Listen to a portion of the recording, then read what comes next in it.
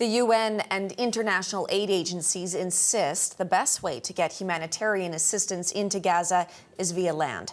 But some key corridors into the south of the territory are struggling to deal with the large number of trucks lining up. CBC's senior international correspondent, Margaret Evans, is at the Israel-Egypt border with the story of why protesters gather daily to disrupt aid convoys. We are standing along the border between Israel and Egypt.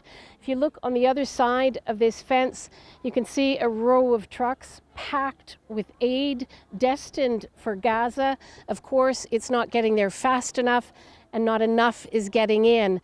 They're in the lineup here because they have to come across the border into Israel, where the Israelis will check to ensure that they're satisfied with what's going into Gaza. They then go back out and go further down to another entry point into Gaza.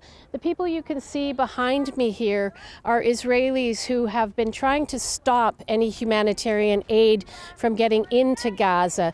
They say it winds up in the hands of Hamas, and they're not concerned with the humanitarian impact on Gazans. They say that is simply a cost of war. The army needs to finish this war. And when that is over, there can be a future for the Gazan people. But first, Hamas needs to be eliminated. We know from the United Nations that a quarter of the population in Gaza is on the brink of famine. Health officials from the Gazan-run health ministry say at least 25 children have now died of acute malnutrition.